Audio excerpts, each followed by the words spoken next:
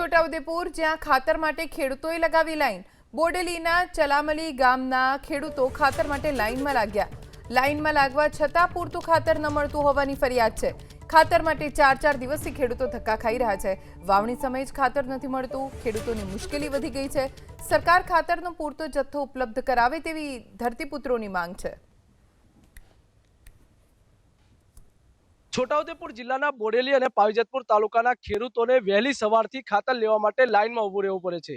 હાલ ABP અસ્મિતાની team ચલામલી ગામે છે। આપ જોઈ શકો છો, આ ખાતર ડેપો છે અને અહીંયા વહેલી સવારે 4 વાગ્યાથી ખેડૂતો અહીંયા લાઈનમાં ઊભા રહે છે।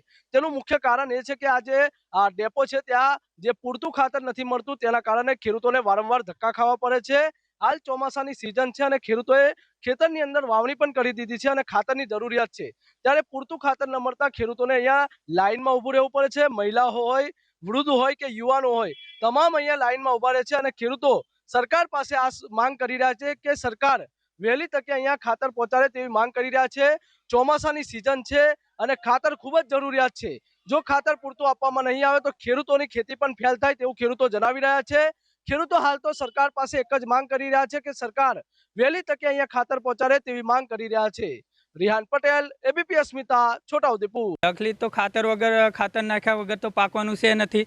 ખાતર તો નાખવું પડશે, એટલે ખાતર લેવા આવ્યા છે પણ મળતું નથી। આજે 3 થી 4 દિવસ થાય છે।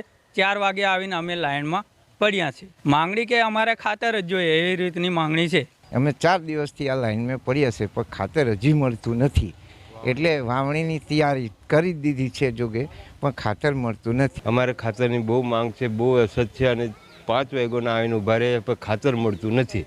અને આજે એ કહે છે ઓટી પર નંબર હજુ આવ્યો નથી, તમે જાઓ। કાલે અમે આવેલા, કાલે જતા રહ્યા પાછા, પછી શું કરવાનું? અમે કપાસો ઉગાડ્યો છે, આટલો થઈ ગયો છે, ખાતરની આવે જરૂર છે પણ ખાતર ક્યાં લેવા જવાનું? અમારે અહીંયા ચલામલી જ અમારે આવવું પડે, બીજે ક્યાં જઈએ?